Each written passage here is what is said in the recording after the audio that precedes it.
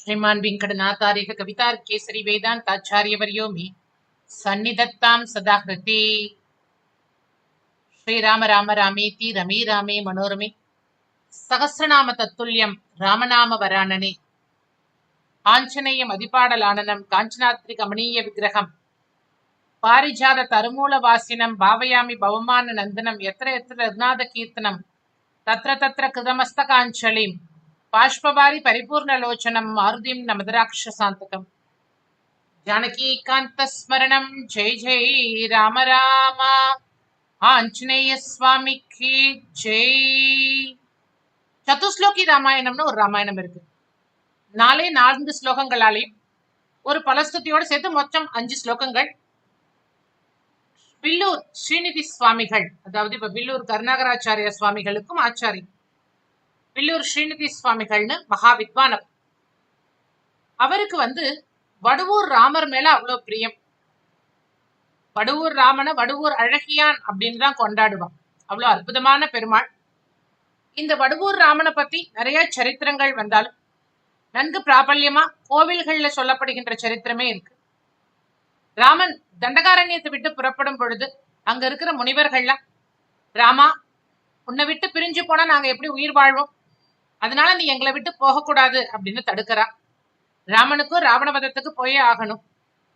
அதனால அவர் பார்த்தாராம், தன்னை போலவே ஒரு அற்புதமான விக்கிரகத்தை செஞ்சு ஆசிரம வாசல்ல வச்சுட்டாராம்.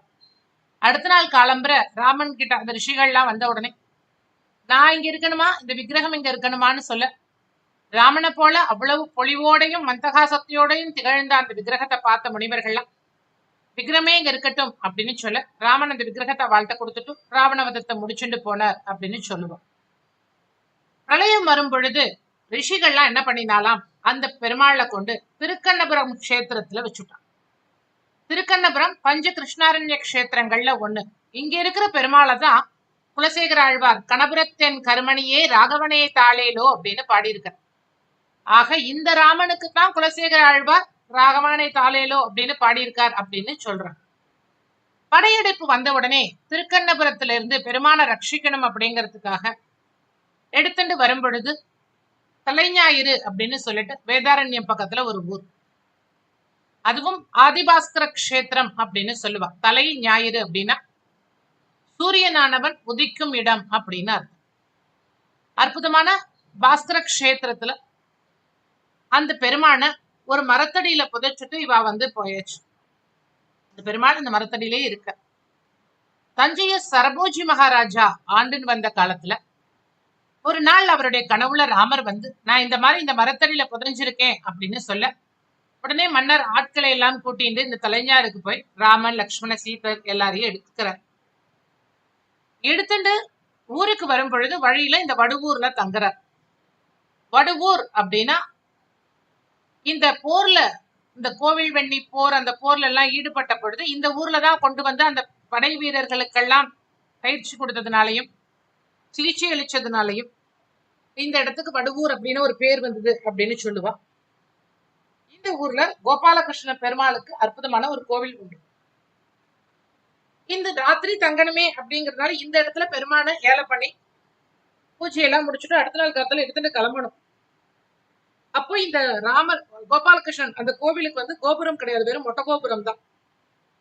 இங்க இருக்கக்கூடியவர்கள்லாம் ராமனை கொடுக்க மாட்டோம், நீ ராமனை எங்களை மீறி எடுத்துட்டு போனியானா நாங்கள்லாம் இந்த கோவிலுடைய மொட்டை கோபுரத்துல இருந்து குதிச்சுடுவோம் அப்படின்னு சொல்ல, ராஜாவும் வேற வழி இல்லாம இந்த பெருமானையும் சீதையும் விட்டுட்டு லக்ஷ்மணர் எடுத்துன்னு போய் அங்க ராமரா பிரதிஷ்டை பண்ணிட்டார் அப்படின்னு சொல்லுவோம். தஞ்சாவூர்ல கோவில்ல லக்ஷ்மணரை கொண்டு ராமனா பிரதிஷ்டை பண்ணினார் அப்படின்னு சொல்லுவோம்.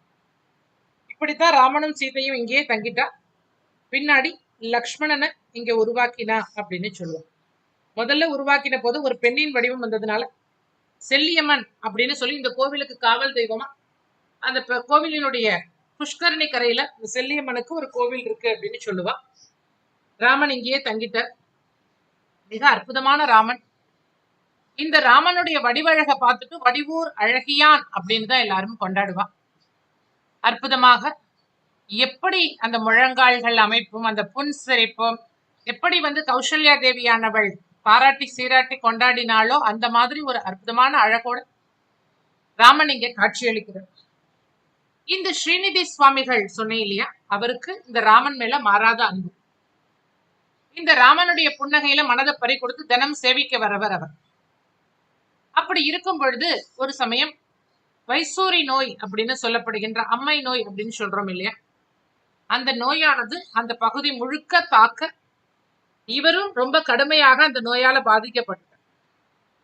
பாதிக்கப்பட்ட உடனே டாக்டர் வந்து பாக்குறார். பார்த்துட்டு சொல்றார், இன்னைக்கு ராத்திரி தாண்ட மாட்டார் அப்படின்னு சொல்லிட்டு. அப்போ அந்த ஸ்ரீநிதி சுவாமிகளுக்கு வயசு 30 தான். இவருக்கு வந்து வருத்தப்படல, மகாபக்தர் இல்லையா, ராமா எனக்கு ஒண்ணும் இல்ல, இதான் என்னுடைய கடைசி நாள்னு சொல்றா, நான் வந்து வைகுந்தத்துக்கு வந்துருவேன், உன்னுடைய திருவடியை சேவிப்பேன், எனக்கு அதனால எந்த கவலையும் கிடையாது. ஆனா பரமபக்தன் இவனையே ராமன் காப்பாத்தலையே அப்படிங்கிற கெட்ட பேர் உனக்கு வந்துடுமேன்னு ரொம்ப கவலையா இருக்கிறாமா அப்படின்னு சொல்லிட்டு அன்னைக்கு ராத்திரியே உட்கார்ந்து ராமாயணத்தை 4 ஸ்லோகத்தால எழுதுறார். சதுஸ்லோகி ராமாயணம் அப்படின்னு அதுக்கு பேரு. 4 ஸ்லோகத்தால அந்த ராமாயணத்தை பூர்த்தி பண்ற. கார்த்தால டாக்டர் வந்து பாக்குறார். என்ன ஆச்சரியம் அப்படின்னா, அந்த நோயினுடைய கடுமை குறைஞ்சு அவர் உயிர் பழச்சுட்டார்.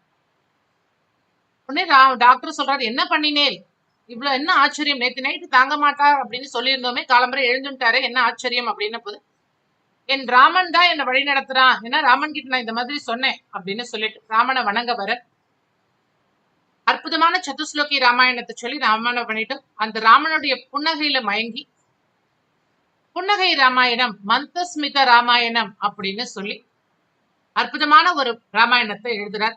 ராமனுடைய புன்னகையின் அழக பத்தி. இது 317 ஸ்லோகங்கள் கொண்ட அற்புதமானது. இந்த சதுஸ்லோகி ராமாயணத்துல ஒரு விசேஷம் உண்டு. 4 ராமாயணத்திலையும் என்ன பண்ணிருக்கார், முதல் ஸ்லோகத்துல சீதா கல்யாணம் வரைக்கும் சொல்லியிருக்கார். 2வது ஸ்லோகத்துல சுக்ரீவ பட்டாபிஷேகம், 3வது ஸ்லோகத்துல ராவணவதம், 4வது ஸ்லோகம் ராம பட்டாபிஷேகம்.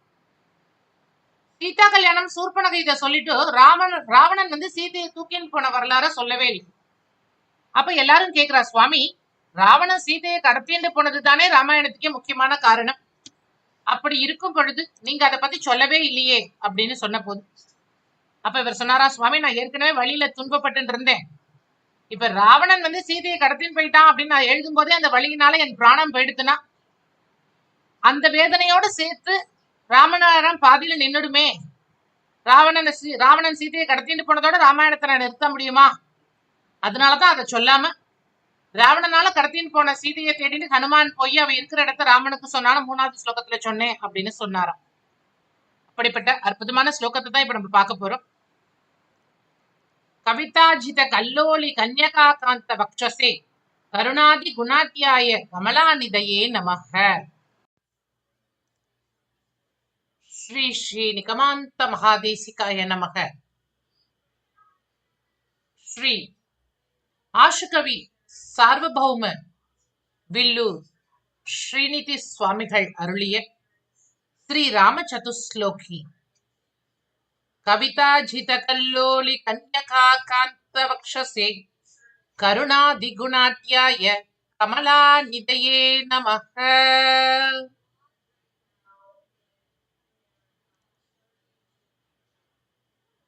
கவிதாஜித கல்லோலி கன்யகா காந்த வக்ஷசே கருணாதி குணாத்யாய கமலாநிதையே நமக.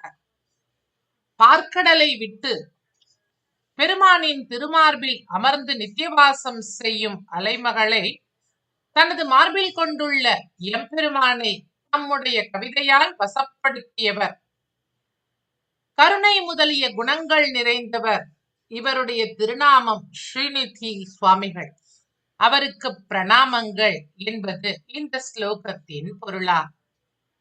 ராம கௌஷிகமன்வகாத் பதிமுனேத் வாசாவதி தாடகாம் சத்ரம் தஸ்ய ரரக்ஷதேன கதிதாஸ் சுஷ்ராவதாஸ்தாக் கதாஹ கத்வாதோ மிதிலாம் விதாய துஷதம் யோஷின்மணிம் சன்முனேஹி பங்க்த்வா தூர்ஜடி சாபமாபரமணீம் சீதாபிதானாமபி.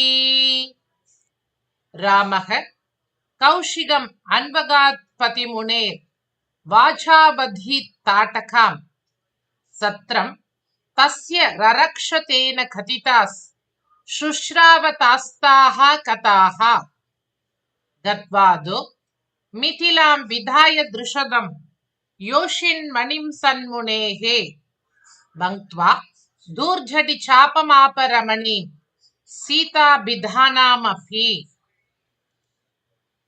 ராம ஜனனத்தில் ஆரம்பித்து கௌஷிகம் விஸ்வாமித்திரராய் தொடர்ந்து சென்று அவர் சொன்னபடிக்கு தாடகையை வதம் செய்து அவருடைய யாகத்தை மிக்க கவனத்துடன் காப்பாற்றினார்.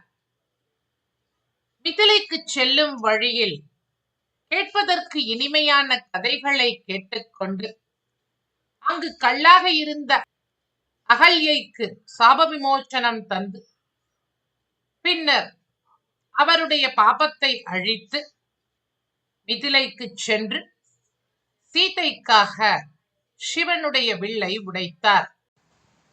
இதுல கடைசி வரியில சீதா அபிதானம் என்றும் சீதா பிதானம் என்றும் அந்த வார்த்தையை பிரிக்கும். சீதா பிதானம் அப்படின்னா சீதைக்காக அந்த வில்லானது பேரொளியுடன் வெடிப்பது போல உடைந்து சிதறியது அப்படிங்கிற அர்த்தத்தை கொள்ளலாம். சீதா அபிதானம் அப்படின்னு சொன்னோமானா சீதையினுடைய சிறப்புகளை குறிப்பதான வார்த்தை. சீதா அபிதானம் அப்படின்னா அவளுடைய அழகு, அவளுடைய அறம் அனைத்தையும் குறிக்கக்கூடியதாக அமைகின்றது. ஆகவே அத்தகைய குணநலன்கள் நிறைந்த சீதைக்காக சிவதனுசை முறித்தார் என்றும் பொருள் கொள்ளலாம். ராம ஜனனத்தில் ஆரம்பிச்சு சீதைக்காக வில்லை உடைத்தவரை முதல் ஸ்லோகத்தில் கூறப்பட்டுள்ளது. ராமக என்றாலே ராம ஜனனத்தில் ஆரம்பிக்கின்றது இந்த சரித்திரம்.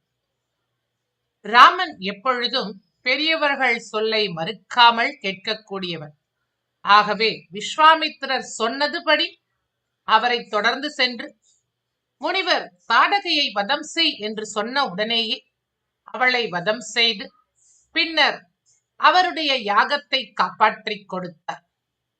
பிறகு மிதிலைக்கு செல்லும் பொழுது விஸ்வாமித்திரர் கூறிய நவவித கதைகள், அதாவது புத்தம் புதிய கதைகள் அப்படின்னு சொல்லலாம், 9 விதமான கதைகள் அப்படின்னு எடுத்துக்கலாம். ஆகவே விஸ்வாமித்திரர் கூறிய இனிமையான கதைகளை கேட்டுக்கொண்டு செல்லும் வழியில் திருஷதம், அதாவது கல்லாக இருந்தவளாகிய அகல்யை பெண் மணியாக, அதாவது அற்புதமான மாணிக்கம் போன்று ஒளி வீசக்கூடியவளாக, எந்தவித களங்கமும் இல்லாதவளாக ஆக்கி அவளை கௌதமரிடம் ஒப்படைத்துவிட்டு பிறகு மிதிலையில் சிவனுடைய வில்லை சீதைக்காக உடைத்தார். அப்படிங்கிறது தான் இந்த முதல் ஸ்லோகத்தினுடைய பொருளாகும்.